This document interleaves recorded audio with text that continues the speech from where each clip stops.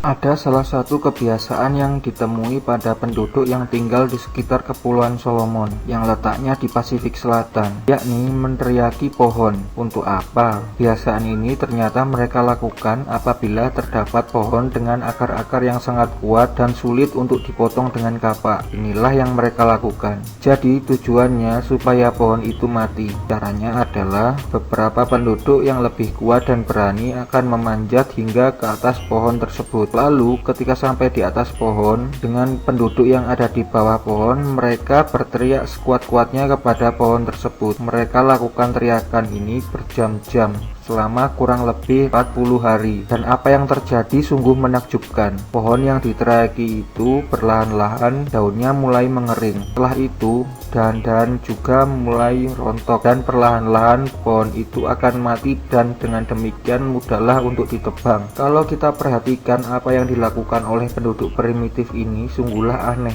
namun kita bisa belajar salah satu hal dari mereka. Mereka telah membuktikan bahwa teriakan-teriakan yang dilakukan terhadap makhluk hidup tertentu seperti pohon akan menyebabkan benda tersebut kehilangan rohnya. Akibatnya dalam jangka waktu yang panjang makhluk hidup itu akan mati. Nah, sekarang apakah yang bisa kita pelajari dari kebiasaan penduduk primitif di Kepulauan Solomon ini? Oh, sangat berharga sekali. Yang jelas, ingatlah baik-baik bahwa setiap kali Anda berteriak kepada makhluk hidup tertentu, maka berarti Anda sedang mematikan rohnya. Teriakan hanya kita berikan tatkala kita berbicara dengan orang yang jaraknya cukup jauh. Nah, tahukah Anda mengapa orang yang marah dan emosional menggunakan teriakan-teriakan padahal jarak mereka hanya beberapa belas sentimeter? Mudah menjelaskannya. Pada realitanya, meskipun secara fisik mereka dekat, tapi sebenarnya hati mereka begitu jauh. Itulah mereka sebabnya harus saling berteriak. Selain itu, dengan berteriak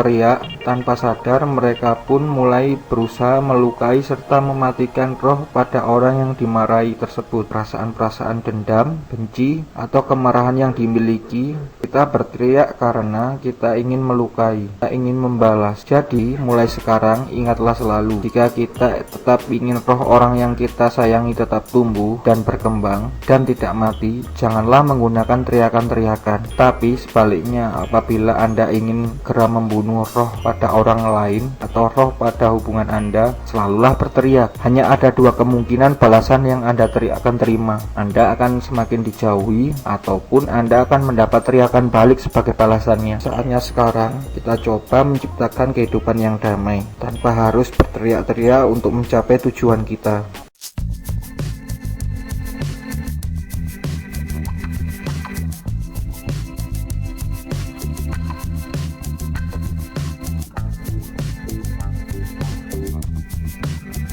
Yeah.